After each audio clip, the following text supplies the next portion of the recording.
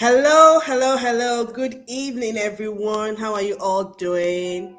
This is another episode of our webinar that we take every month. We have webinars every month, and today's topic is really interesting, and it's a topic that's very important. So my name is Oluwatoyin Ogunkomi, a family psychologist, and I have webinars twice in a month, second Saturdays and the last Saturdays. And today we have an important conversation we're going to be discussing, and this is raising safe and secure children in today's world. I want to say thank you to everyone that will be joining, everyone that will be watching now, those that will be watching the replay. Thank you so much. Your presence here is really important, and it sends a powerful message that the safety and well-being of our children really matters to you. And as parents, it's important that we know that not just spending time to prepare our children for academic success or to discover their talent, that's not just enough. But we also have the responsibility to ensuring that our children are safe, they're able to recognize danger, and also they're able to establish healthy boundaries, pick up when something feels wrong, and for them to know who to turn to when these things happen. And today, I'm not having this conversation alone. I have someone that is very vastly trained in this. Today, I'll be talking with. We have a guest speaker, someone who has been doing this for quite a number of years. I'm going to read her profile. I'm going to read her profile, and I'll read her profile. Then I'll bring her up. As we're joining, please, I'd like us to also put in where we're watching from and what your expectations are for today. So our guest speaker is Dr. Princess Olufemi Kayode. She is a child protection specialist, a forensic. Let me just bring her in as I read her profile. She is a child protection specialist, a forensic interviewer, a criminal justice psychologist. I hope I got that. A criminal psychologist, right? Yeah, you're fine. You got Okay. it. Yeah, then she's a gender consultant, and she's an Ashoka fellow with over 25 years of experience. So you know that we have today a specialist. In fact, specialist is even small. What? An expert, yes, an expert, not a specialist, an expert in what she's doing. So she's been doing this for the past 25 years. She's been working with children. She's been working with those who have survived abuse. She's also the pioneer Nigerian coordinator response to child. She also pioneered Nigerian coordinated response to child sexual abuse and founded the first crisis response center, creating systems supports creating systems to support survivors and also to protect children. Her CV, her profile is quite long, so I'm just going to summarize it so that we all understand who we have on our platform. She's an expert in child protection, prevention, education, and survivor-centered responses. She's also an expert in safeguarding systems and forensic psychological work. Then she has a platform known as the Media Concern Initiative for Women and Children. And through this, she has been able to influence policies, strengthen survivor support system, and also led public awareness campaign. I'm going to stop here. I want us to welcome Madam. Let's welcome her as we're coming in. Thank you so much for those who are responding. We have people from Abuja. Thank you so much. So let's welcome her with a virtual applause. Thank you so much, Dr. Princess Olufemi Kayode, for joining us. This Thank you. evening, while I was going Thank on the street of yes, sir, you're welcome. This evening, while going on the street of Facebook, I saw something and it really got me. I was really sad reading it. I read about the story about a young girl who a dispatch rider sexually abused in the office. And after doing the act, he threw 1,000 naira at her and told her to go and clean up herself. But the disheartening part of it was when they went to report to the police, you know, Even the police women there was like, ah, didn't you enjoy it? I was like, oh my goodness, someone has just been raped. How can they say that? And not just that, they were asking all sorts of questions. Why didn't you bite him? Why did I was like, as if they were blaming her for what has happened. And I know a lot of individuals will have gone through this. That's one of the reasons why they don't even report cases of sexual violence. So this evening, ma'am, yeah, we're going to expose everything. You're going to tell us what is child protection, what is child safety, and what is the role of parents in protecting their children. So I'm going to leave the stage for you, ma. Thank you so much, ma. So much once again for having me. I'm really thankful. And then also for the platform and for what you guys are doing with making sure that this information and education and awareness creation and all skills, well, everything that parents and caregivers need to be able to make sure that children are safe and children are well protected. Child protection and child safety are two very they are aligned, but they're not the same. Child safety is basically preventing, sorry, where you focus on the immediate, what is happening almost right now. You want to make sure, oh, the child should not have, accidents. You want to focus on preventing anything that is child abuse, whether it is physical or it's psychological or it is sexual, or it is even financial or it is even abandonment or what we call when we say child abuse, we say there's something else that we say that the father just, does not really care. People are not caring for the child as the child ought to be. So it's thinking road safety, you're thinking of home safety in the house, safety in school. They shouldn't get hurt. I mean, like we've seen, school international what they call sports day. We've seen children die from as simple as the almost immediate TPU not even being available to sustain a child, or those are something that should be put into the plan that we must make sure that children are safe within this environment, and that is it. But child protection itself is a bigger, it's wider, it's beyond just immediate issues. It's about policy, it's about what are we putting in place to make sure children generally are safe, in the country. And with that, we see we are talking about systems, talking about what has been put in place from the Ministry of Education, from the federal government, from the state government, from the local government community. That's where we from the church system, from the mosque. What system have you put in place to make sure children are safe, are protected under your care when they are with you. And so it's broader, it's about institutions, it's about laws, it's about policies, and the implementation of all of that. And that's where you see where child protection policy comes in when you're talking about schools. Even in families, we have what we call the child safety and protection plan that a family should have for their children. For example, I'll give an example where you that expect to get in keepers in your house, housekeepers, maids, whatever, even extended family that live with you. Your plan should be shared with them when they come in. In this house, these are our boundaries. That's where it's like a policy. Of course, they are breathing and living documents that can be reviewed and looked at depending on how things change or how things are coming up within the world of children in terms of danger to children. So we are supposed to also have those kind of things in our home. We're supposed to know that as the government is bringing out protection, even the same is expected of us as a father and mother in our own home to say that we have our own policy, that it is about our children's care of whoever is interacting with our children in our home environment. And it's also why parents need to know that whatever school they are putting their children should and must have a child protection policy.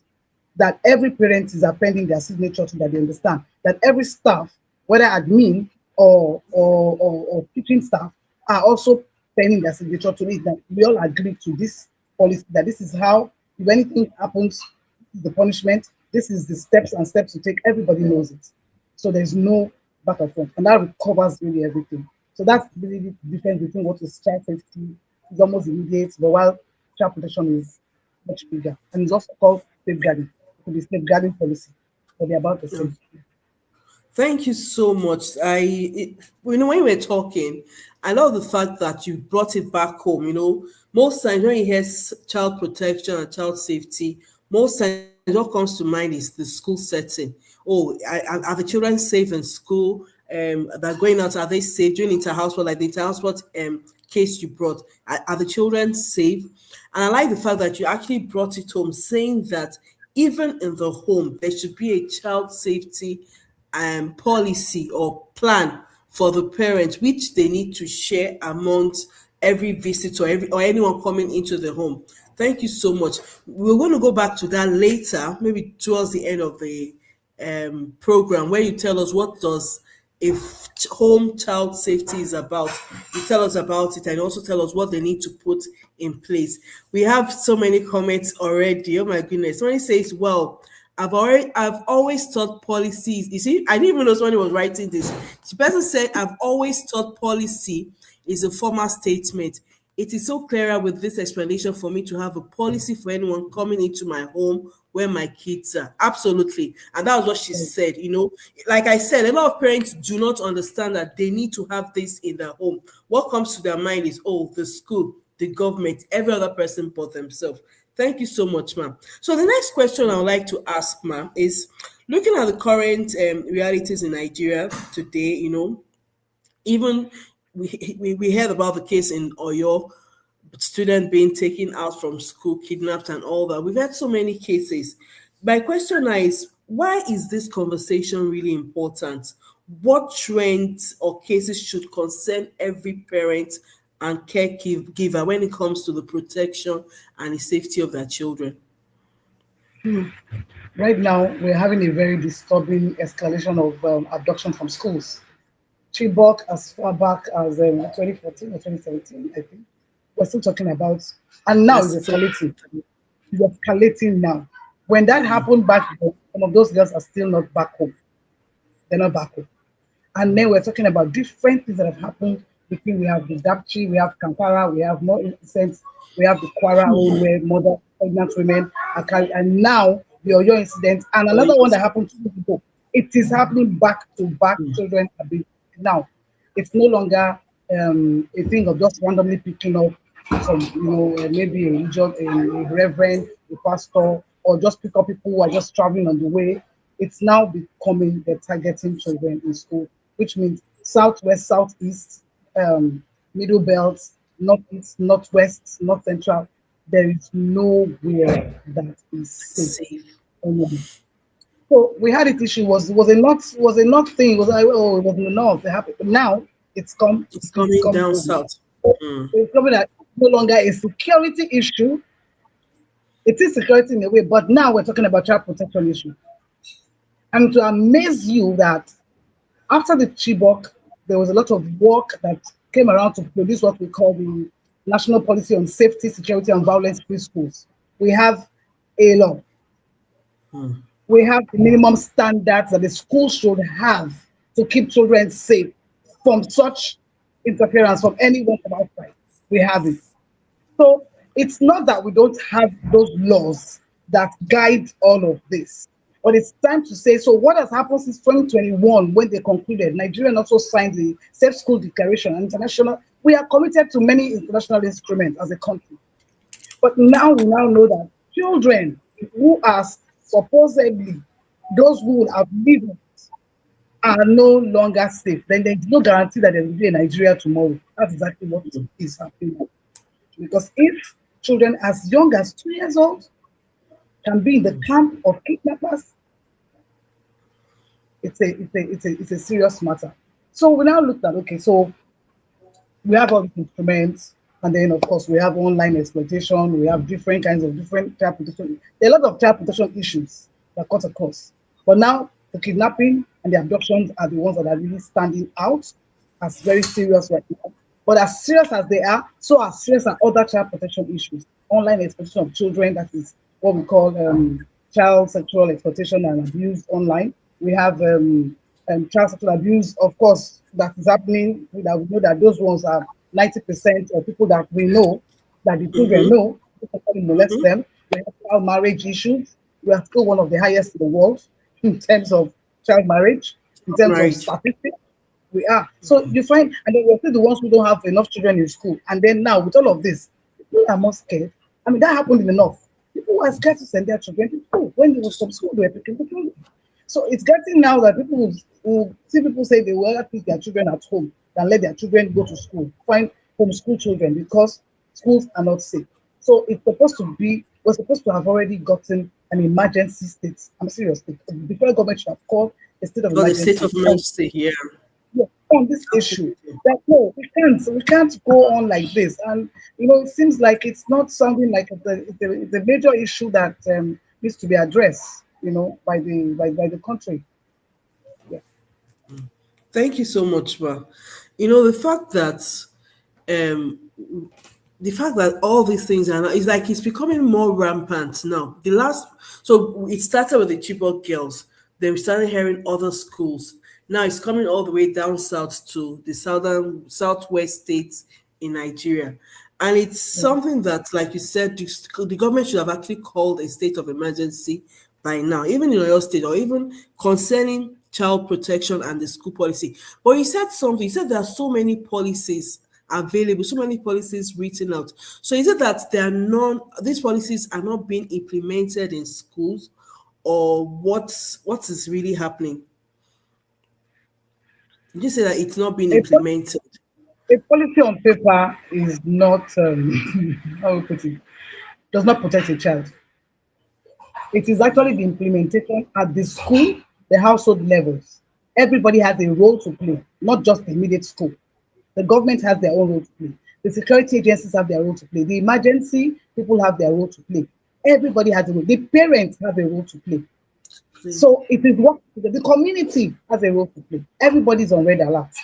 The essence is we have the minimum standards that explains this and this and this are what people ought to focus on to be doing as minimum standard. But we all know that yes, even when laws are implemented, there are still those gaps that may happen. But because we are mostly already ready for certain things, we will reduce to various minimum such danger. But the thing is that we have policies. I mean, Nigeria is a country that laws are churning out every day at all the assembly, both at federal, both at state level. Laws are coming out. But the thing is not just that the laws are coming out, the implementation and the provision for implementation. It's not implementation that go and implement when they don't even have the capacity to implement. The capacity to implement means that money is provided for the things that are required This to be place. able to do that. So it comes back, and that's why we said it's not a government thing, because everybody, if we all know that, oh, this laws, the thing is, how many people even know? How many school Know the owners, laws. let's talk about everything, know that there's already a policy on safe and violence free school? And who knows that there's a minimum standard? Who knows that there are other things who have been, Nigeria is already, declared safe school declaration. We are part of to say school will be safe. Even in conflict, that schools will not be where both parties, where that is warring parties, will not focus on children. Mhm. So, Absolutely. but then, how many people know? How many parents know to demand from government that this thing we have it? So why is it not being implemented? There's nobody. Nobody knows what is going on. We don't know. And so until it gets to our doorstep, that is when everybody begin to be awakened and then be panicking. That is our Nigerian. We like what do we call what do I Last call it? minute transaction. We're like working on last minute and rushing That, and all that. Yeah. and then we rush and still not get it right. Get it We have right, had a right. lot to go, and we have not. Somebody Well, said, what has the federal government doing? What has the state government? Have they domesticated? When they every said, policy comes at the federal level, the state are supposed to "That's domesticate its own, it. add what is The unique local to government them. did too. And also Exactly. the local Add what government is too. unique to them. And so have they implemented it? The school owner, we have school owners association. Are they aware? Were they not part of it? Because they were all part of it. It No. wasn't done without stakeholders. It was done with stakeholders, Wow. input, community input. What is the Thank you community so much. doing? For people to come into a community from daybreak till evening and kill over 200 people, we need to ask ourselves serious questions. Questions. Yeah. This don't Wow. fall on us. It doesn't fall on us. These things don't fall on us. We miss one thing and create more trouble, Another, more yeah. thing next. We don't. So every community, if you see if I remember during COVID, where the 1 million, 100 million boys came out and was entering communities. Other communities started waking up to do the vigilante to stay their ground that they're not Awake. allowing you now. Exactly. So these people are not like so over something that we're not even getting up to awaken ourselves to say, what are we going to do as a community? Okay, what are we as this community? What are we going to do? There are a lot of questions to be asked that we need to ask ourselves. That okay, if we say there's no government in quote, I'm just saying, if we say okay, we don't have a government that what are we going to do ourselves as people? It's not really about carrying gun and shooting people. It's really about what are we going to Protecting do to to protect our own children, our own community. If we have to go and sit down and have a sit down with men, with the government, then let's go get ourselves together and go sit down. There are PTAs now. We have a parents translation. What are they doing? I'm not even sure I've heard any of them speak out since this all speak this up. incident. I'm not. They may have. Honestly, They may have. I'm just saying it has not come to you've my not own heard knowledge. about it. Yeah. I'm not. Thank you And I'm so not much. all. Thank you so much. Somebody said this is a very serious issue, a gap in implementation, So we have the policies, but the policies are not being implemented. That's the serious gap that is happening now. But let's bring it home. Let's come home. So that's on the government, on the school, the policy, but let's bring it Yeah. home. So many parents believe that, oh, their children are safe because they're always around family members that they trust. But in your own professional experience, what is the biggest misconception that parents have about keeping their children safe? I posted something. I wrote, your child's safety is not all about them being physically safe. It also involves emotional, sexual, and I Yeah. wrote out a lot of things. So I'm throwing it to you now, ma'am. In your professional experience, what is the biggest misconception parents have about keeping their children safe? Okay, I'll just quickly go to two. I jotted down two misconceptions. One, of course, the most dangerous assumption I have encountered in my work is statistically the vast majority of child sexual abuse cases are committed by people that the parents know and the child know. You know them. You know those who will molest people. They're not any stranger who's just going to jump on them and bounce on them and pick them up. So with that, it could be a family friend, it could be a staff who's working with you, it can be a teacher who comes to the house, your home lesson teacher, it can be even in school. So you already have acquaintance with them in some way. Maybe they're the class teacher, maybe somehow we know all our children know them. And so to use that word trusted, that one is seriously something in child protection that needs to be very guarded. Yes, we have those that we call the trusted adult that the child can run to, or that you can say, who is that? But you have to be able to define who you are calling a trusted person for your child, if it's an adult for your child to be left with, or for your child that you feel you are at peace that this child is safe. It's very risky, it's very scary, but then there are definitely people who you can keep your children with and you're at peace. But you have to be able to really define what that is for you. Now, second misconception, my child will tell me if something happens. No, they 95% of don't. the time, they will not tell you. They won't tell you. And why is not because they don't want to tell you. Why is also because of part of what we call grooming, part of what is also fear. We've seen a child that knows that the father is the one molesting her. She opened up about the child after molesting her after a while. And then after a while, she starts seeing the way things are going. She said no, she was lying. Why? Because she does not want her father to go So through what she's already seen, being arrested, being moving around, and all of that. Oh, they're going to court, she's going to go to jail, they're already speaking to her ears. So a lot of different things can make a child not want to speak. But safety is it's a thin line to say who is my child's safety. And that goes even with your siblings. That is your siblings, your husband's siblings, your husband. Now that's not to say, oh, should I be scared of my daughter, my husband, or should I? It's just for you to be able to really define for yourself that if as parents together you are working together to prevent your children to the best of your ability from experiencing any form of abuse from anybody, whether it's emotional, whether it's physical, neglect was what I was looking for. Neglect, which neglect happens. We neglect our children emotionally, and that is an easy trap for a predator to get them because that person is showing the affection that you are not showing. yeah, It's easy, and that person could be very close to you. It could be a home lesson teacher, could be, like I said, I mean, sometimes it's even a man of God, it's a woman of God, it can be alpha, Mm. but many are, it's happening, it's real. It's not anything to deny to say, and it's not God forbid. You know, we are used to very, Mm-hmm. very, I say, all of God this. forbid, is not a strategy. Yeah, very strategy, exactly. Which Mm. is why you need to have strategies to understand what am I supposed to be doing to make sure I'm preventing my child from being molested. What am I as and it's good if a father and mother are doing this together. Seriously, the best. Not just one person, not just the mother alone. Most times it's always the women who are trying to avoid this. I mean, I I had a partner in my life who did not believe that a child could be abused, and that happens. There are some judges who don't believe that a child can be molested. It's just they just can't catch it, understand it, and nobody in their Mm. imagination imagine their child being molested. You can't picture it.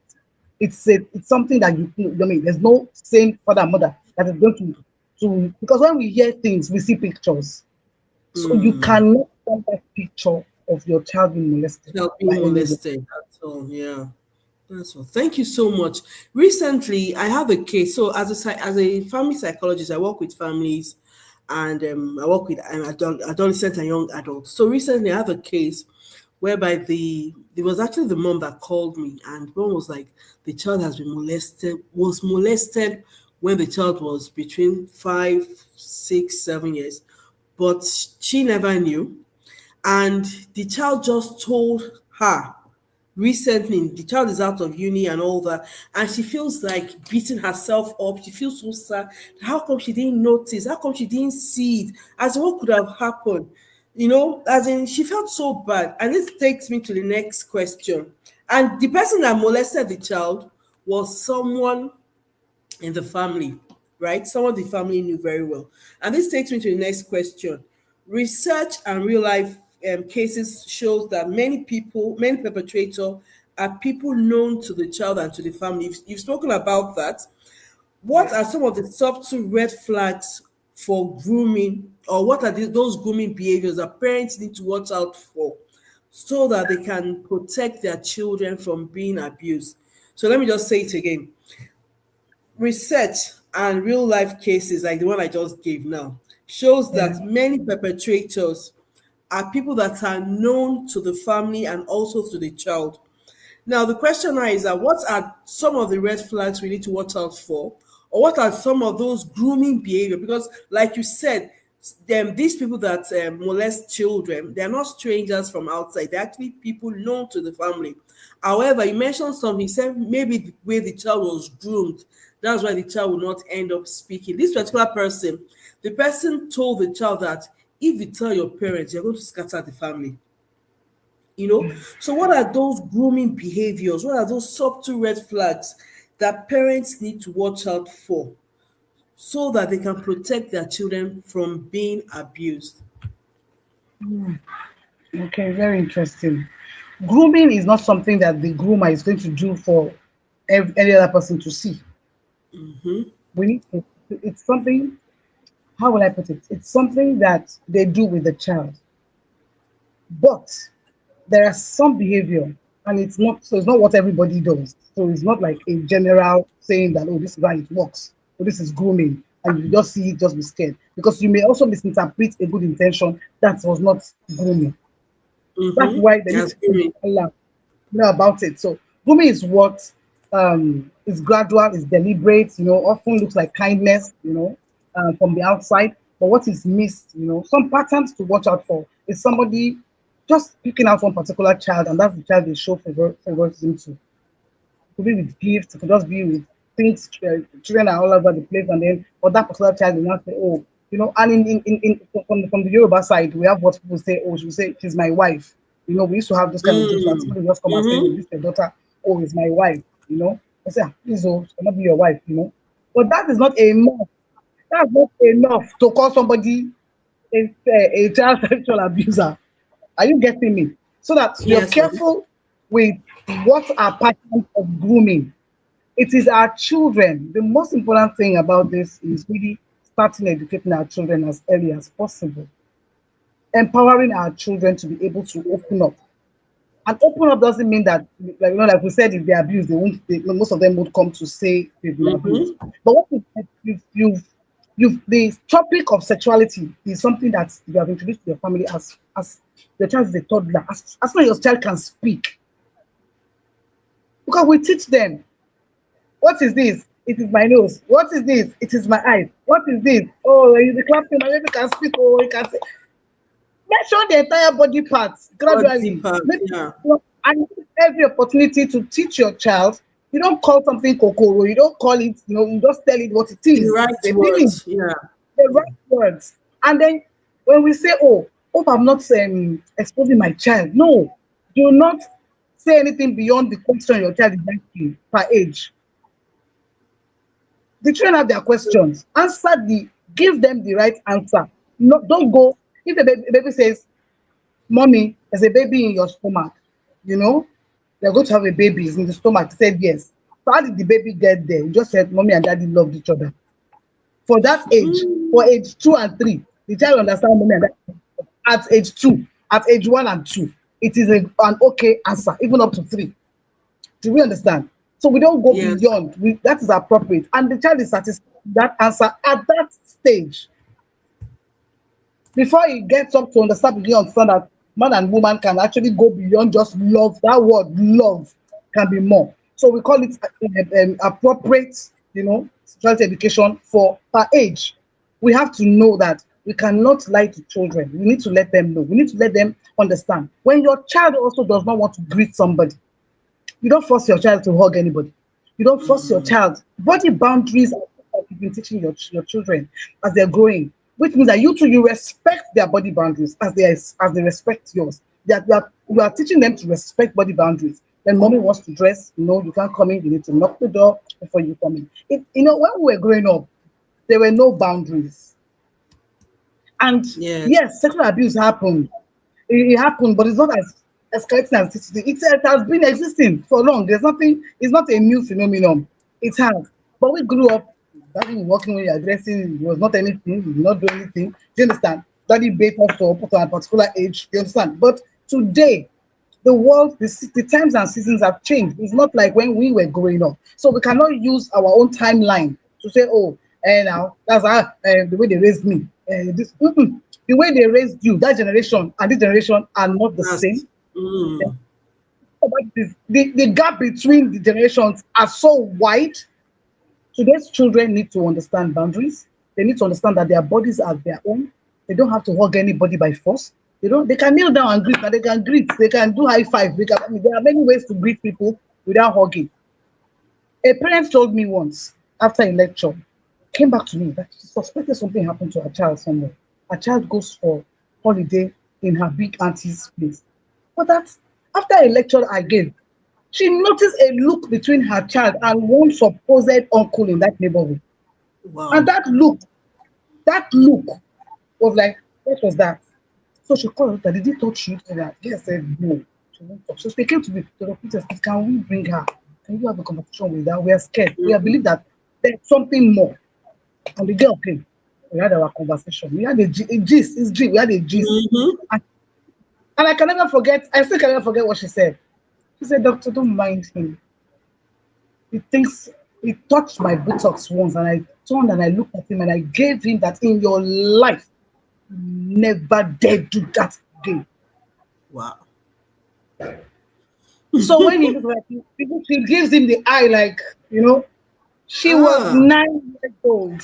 She was wow. 9 years So the parents have that she actually taught her, yeah. Yeah. So she was even one of our ambassadors back in the days. So she was 9 years old, and she knew that that was an inappropriate touch. Yeah, and she, the children of today at that 9, she was plumpy, and she actually had backside for her Yeah. age. And Mhm. children are actually like blossoming out of, I think I got to 15 before I began to grow breast. But They're growing faster than their age. They're growing so, really faster than their so age. at 9, they are seeing their periods. They already have Mhm. menarche. Yeah. 8. So you can understand the gap that we have between us and this generation, that This we generation, cannot yeah. put our hands and just keep quiet. And that's why I said anybody coming to work in your home needs to understand whatever you and your husband and your wife are putting in place in terms of raising your children, the language, what kind of kids are you even raising? Are you raising kids? So if you are raising kids, there's a way they will talk to them, there's a way they will behave. It depends. Are you raising diplomats? We must have that intentionality of knowing that there's a way they are spoken to, there's a way their spiritual orientation will be. Many different things that we need to really put in place to make sure, because grooming is very dicey. Because I said it now, the girl, the mother noticed a look. It was a look, and that look, she knew that something had encountered between these two people, and they were scared that hope he had not touched their daughter. And I told them I that know they the should good be. thing is that the good thing that the mother too was observant. Another mother might wouldn't have noticed that. Just as we're having this conversation, there are parents who, after this conversation, will be very observant. The thing Very is that observant. we are persons we're not observant. Just like you said, we're not seeing things because it has not come to our understanding that you can actually observe an environment. An environment, a person who always wants to be around children is the one who is teaching. They are kind though. You heard it can be like kindness.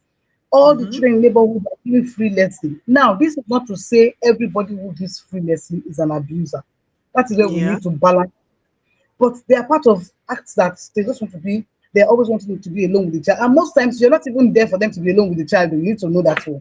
And people that want to be alone with their child will not do it in front of you. And then lesson teachers, I've heard an adult say, "My mom was sitting in the sitting room, and dining table. Look, I'm on the dining table.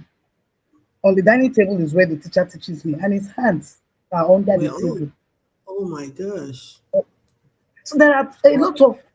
a lot of, and it's like if you just say it, you see what I will do. Some have told them I will kill your father, I will kill your mother, and children being children, depending on the age, you go to it, or you know, I cannot say, he will kill my father, he will kill my mother. He was very serious, and he showed me, he has told me he has killed many people before, and then we kill them without. So there are different reasons why children will not speak. You don't say, but I was there. Why didn't they shout? Just like you said, the police will say, why didn't you shout? There's what we call freeze or flight when things happen. Yes, absolutely. That's Well, when the when the rational yeah. brain is being hijacked. Yes. Freeze Thank you or so flight. much. Yeah, There's thank you. even freeze, there's flight, there's fun, and they're actually fun now. I thank you so much, ma, for explaining all this. Like the person I worked with, this girl didn't talk about it until she was 22. That's when she told her parents. And moms felt so bad, as in, oh my goodness, how couldn't I? What could I have done? The mom was all over the place. I had to actually do some counseling for the mom that, yes, it's past, but you can still be there for your child now, as your child is re, rehealing herself and all that. And this takes me to the next question. Now, imagine this child has actually spoken to her parents when this thing was happening. What are the things parents are meant to do when their children disclose these things to them? So if a child discloses that they've been abused or they've been made to feel unsafe. So one of the things I want parents on this call to know is that it's not just the child being abused. Even when the child feels unsafe around a particular person, please Yeah. let's pick it up. So my question now is this, ma'am. If a child has disclosed to the parent that he or she has been abused, or there's a particular person that makes them feel unsafe, what should these people, parents, do in this first critical moment that will make that will protect the child, and that will also whatever mistakes that won't make it a greater mistake. What are the first things parents can do in this first few critical moments, that would help the child, and that would also ensure that the case is handled well, properly.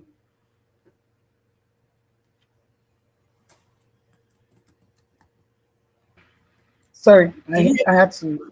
Yeah, okay, ma'am? I had the question. I had the question. So I'm going to quickly talk about that. If a child discloses, nobody wants bad news. The truth about it, there's no parents that want to hear this. But the truth about it is also sometimes just being prepared is fine. Not prepared for bad news, but also being understand that as much as I'm doing all of this, as much as I pray, as much as I do everything.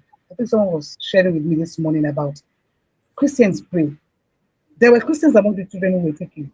They were Muslims. Everybody calls on what they believe in, but nobody prays for. But we live in an imperfect world. So when that happens, the first thing is to really stay calm. I know there's a storm going on inside. I'm not going to tell you that you are normal outside, but on the inside, keep that storm inside because children can sense So, your yeah. emotion. They can sense. They are very more um, in their optimal level where they can pick auras and atmospheres. They can tell, oh, mommy's going to get mad. Oh, she's going to get mad. Oh, daddy's going to, oh, they get angry. So you need to stay calm.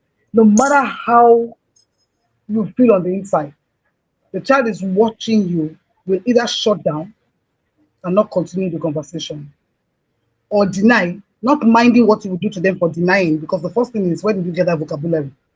Do you understand? And sometimes children don't have the vocabulary. There's certain words children cannot say. So when they say certain things, they flag. So they've come to you. Then number two is believe them and tell them, I believe you. I believe you. And also listen without interrogating.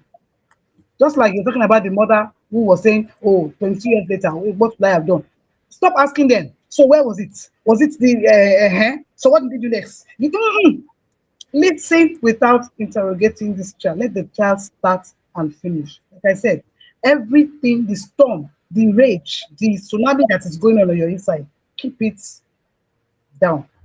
Rebel, manage yourself. So just keep your face like I'm listening to you. That is giving attention. It's also like taking your phone and turning it face down. I am giving you attention. And so also you reassure them of safety. I will protect you. So don't be afraid. Because some of them have been told that they will kill you, they will kill them. Some of them have been told that they will harm them. And so they are not saying anything. Document what has been said to the best of your ability. Because that is what we call false disclosure. The child is coming to you first to say something happened to them. They will call it false disclosure. As much as possible in their words, not your interpretation. It's not needed. Just write what you can remember. Report to the appropriate authorities as soon as you can. Now, mistakes to avoid. Don't promise unconditional secrecy. I won't tell anyone what you're telling me. You may need to involve professionals because you don't have the capacity. Don't confront. A lot of parents have walked up to the person to say, my daughter said you did this. You are the one that talked. Of course, the person will tell you I did not do anything. That is what we have seen. Me? How can I? Ah, why would I do that kind of a thing? Where did this child go and learn? They are reversing that the child has been exposed to something. Meanwhile, they are the ones who have exposed the child to what it is. So you don't go, you don't walk up, you don't have the capacity, you don't know the way to get the perpetrator to say that they actually did something.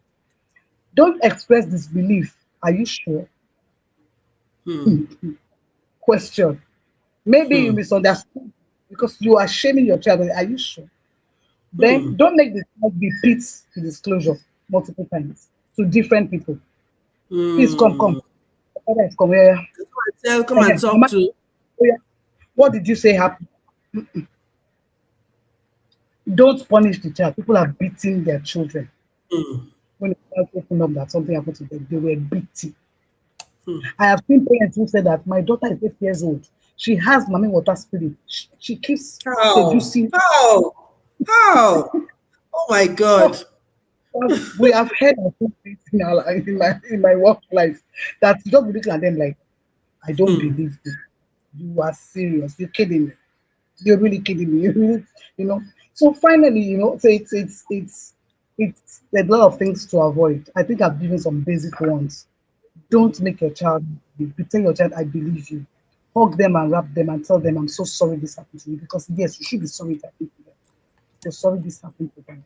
And we will stand by you. But when I say stand by you is not same. It's different from nobody will hear. Somebody has to hear because once you have heard, definitely action will be taken. Action will be taken. We can't keep quiet. We can't let a molester still be in an environment. We can't let her still be in that environment. We can't let that person continue because definitely I will say it. A perpetrator does not have only one child in the axis. They have more than 10 kids. They have access. And access is one of the things we have in Africa. We have easy access to children. Access to children, yes. That is true. That is really, really true. Thank you so much, doctor. Listening to you, just my mind just keeps going to all the cases I've heard. Working as a family psychologist, get a lot of cases where parents, even the child has come or the adolescent has come either for depression or anxiety or substance use. But in the process of doing our initial assessment, I get to hear lots and lots of cases of sexual molestation. As in the number of children I've seen, the number of young adults I've seen that have been sexually molested or assaulted in their homes, quite so out of every five, at least two to three have been sexually molested. And Yeah. almost all of them have not never spoken. In fact, there was a particular case that Andrew, the girl has been she's been raped like more than two or three times by different people, and she never told her parents. So, she said the only reason why she's saying this is just to unburden herself.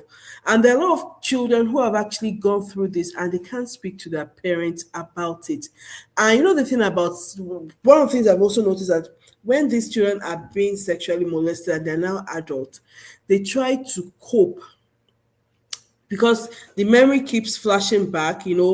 I could have done this, I should have done that, maybe I should have thrown a stone, maybe I should have done, the memory just keeps flooding back, and they now try to cope by either taking substances. I see some cutting themselves to say, oh, they want to feel the pain and all that.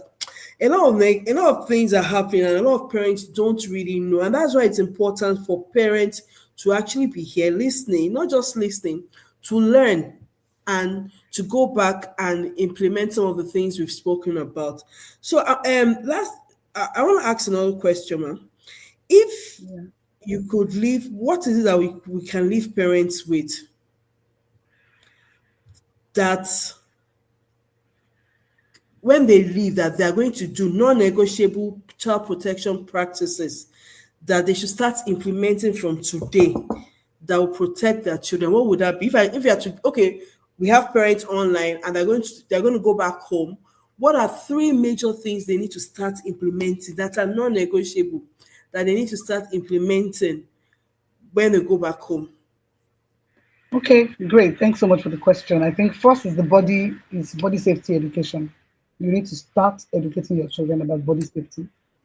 Um, and that starts from as much as early, it starts with correct anatomical names, teaching the difference between safe and unsafe touch.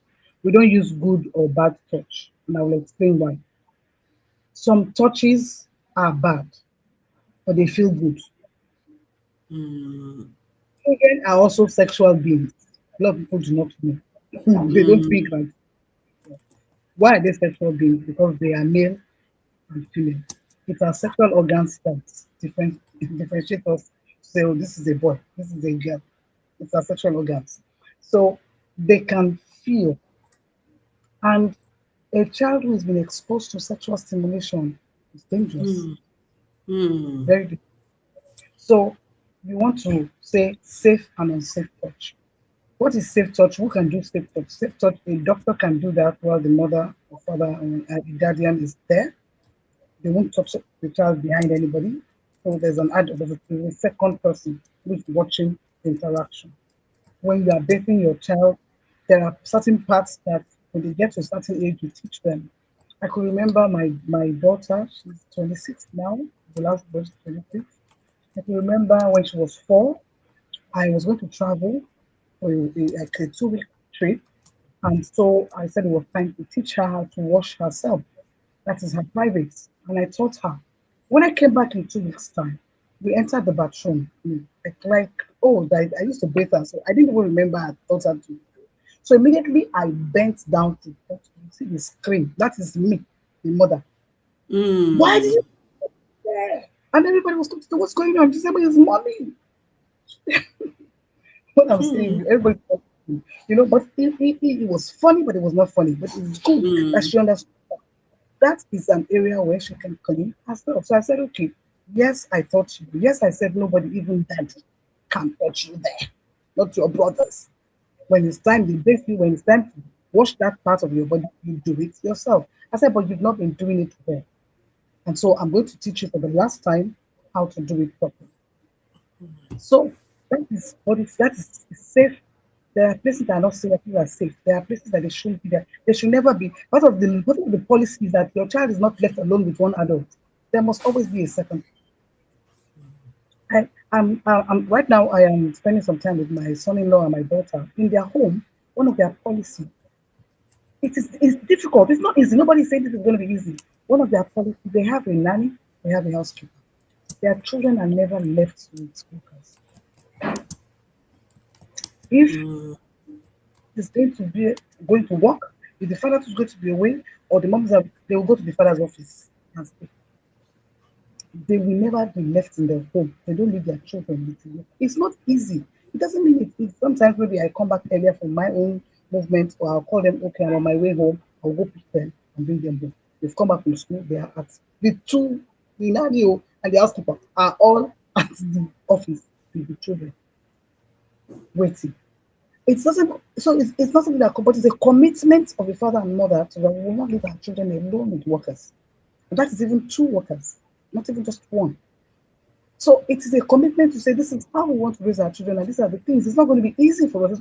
It's not going to make life easy. Those commitments are not easy, but it's for you are doing it for a purpose. You have a reason why you want to make sure you do that. So body safety is very, very important. And secondly, open communication without punishment for honesty. Your children should be able to talk to you truthfully. And when they say things, create that home culture where a child can tell you something difficult, it will be met with calm and support. Not, are you okay? What more let's come vomiting from your mouth? Children are learning some vocabularies even from us because not anger directed at them, because the moment a child fears your reaction, more than the abuse itself, disclosure becomes impossible. Thirdly, is vetting and ongoing vigilance for every adult with access to your child. Teachers, drivers, medical staff, religious mentors, even extended family. This means checking school safeguarding policies, asking about reporting mechanisms, limiting on supervised one-on-one situation, even in the school premises, where possible and periodically, gently checking in with your child about how they feel around specific adults. Protection is not paranormal. It's basically its preparation. You are being prepared. And the child who are best protected are the ones whose parents make these conversations normal long before they were ever needed. I hope that helps. Yes, ma. Thank you so much. So I want you to repeat that vetting. Vetting and what? Vetting and ongoing vigilance for every adult with access to your child. That means Okay, teachers, ongoing parents, vigilance. Okay. ongoing vigilance. So you just have to, that's the of that. You have to be vigilant for your child's safety. Even use of words. There are words that people speak around your child that are not just okay for the kind of child you want to grow.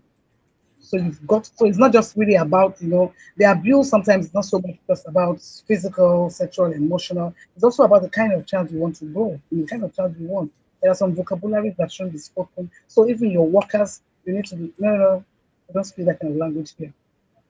There are things you just keep collecting and keep here because you're vigilant. Yeah. Thank you so much, Ma. In fact, I really enjoyed this session. You've said so many things, and I know a lot of parents are going to go home with so many things. But before you go, ma, let me ask, in case we have questions, please, you can drop your questions so that she can respond to them when I do a short recap. The part that's very, very important that you started with was about the policy.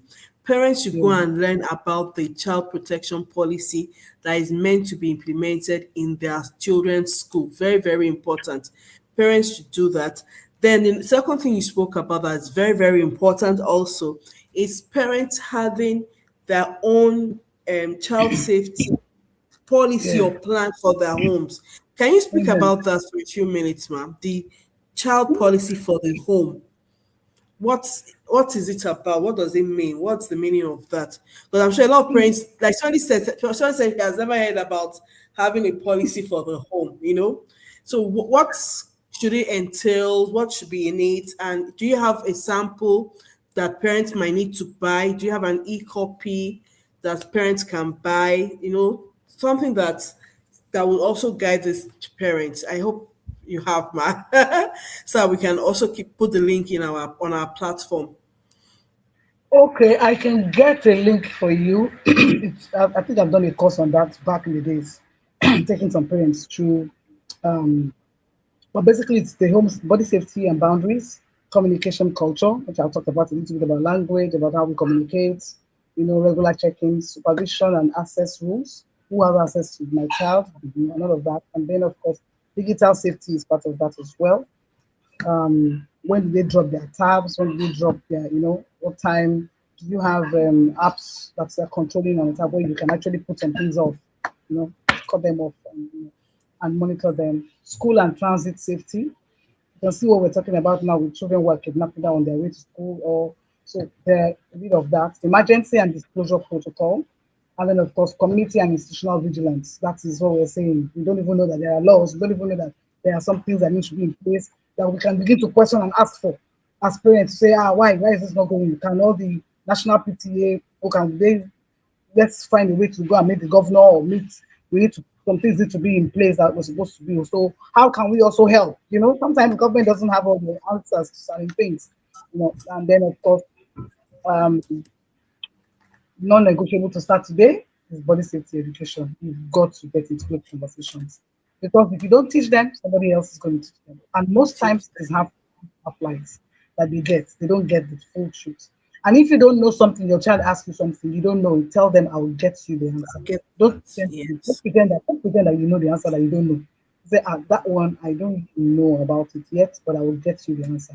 And you go study and come back to your child and teach them about it. So, but later, since I know you have a community, I'll share something with you later. Yeah, Okay you then. can share. Thank you so much, Ma. You are really, really quite on time because I know you have another engagement by 8. Thank you so much, Ma. We really appreciate this. Thank We appreciate the fact that you gave us your time and your expertise to talk about child protection and child safety, how to raise children who are safe and secure in today's world. And like you said, we all need to be on the same page when it comes to our children's safety. The school, the you. parents, caregivers, people in your home, they need to know what your child safety policy is so that your children will be safe. And I love the fact that you said your children should not be left with one adult. There should be at least two adults in the home. But this brings me to another question. What if these two adults are the same? What would the parents now do? That's where the trust adult comes in. It must be with another a trusted adult. The And adults, like I said, okay. that trust is something that you are the one who can decide if you trust this person. That means you've used a lot of different parameters to measure that this person, my children, are safe with them. We have the same understanding in issues of child protection. We agree together because we have to agree. So a grandma may not be a trusted adult, not because they were abused the child, but they may also be um, an instrument to a child being accessed easily because they think that because it's not come and cleaning here. She there is What more, was the uh-huh. you know, it's the senior brother. She means the senior is the uncle now. What is that? You need to put your own is too much. No, so it has to be somebody who's on the same page with you. That's one of the yardstick to pick your trusted adult who has the same understanding as you, who knows that children's child safety is really a serious and child protection is a serious matter. And they also, if they are also mothers or other parents, they know that you're all on the same way so in terms of keeping your children safe.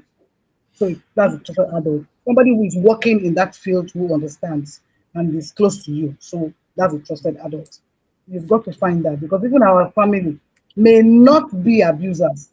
You understand? But they will just not agree with you on a lot of these things. And so if they don't agree with you, then they are a medium. They're a medium for access. Yeah. Thank you so much, Ma. Thank you so much. So, for parents who are here, I want you to know that today's session was not to create fear or to create suspicion, but it's just to enlighten us, to make us more aware of what is happening and how we can help and guide our children and protect them from things happening around. Thank you so much, Ma. I really, really appreciate you. We have things coming. Thank you so Thank you so much. much. I So I'll be appreciate taking you you. out of the page, the Thank platform now. Thank you so much, you. ma. So go and do your session, and I will speak with you later. Thank you. God bless you, ma. Okay. So to everyone who's been here, thank you so much for joining. Like I said, today's session was not to create fear. Today's session was not to create fear or suspicious, but simply to create an awareness, an opportunity to increase your awareness and to strengthen your parenting practice and to learn practical ways to safeguard your children. And I'm sure you've all learned a lot. Please, before you go, can you just drop one or two things you've learned, and just drop one or two things you've learned so that we can also, and please share these videos with other people who you know might learn from what we've spoken about today. Drop what you've learned. One thing you're going to start practicing, drop it. And also, can you just tell us, share the videos with other people on your platform or around you, share the link with them. Let them come, listen, and be part of this.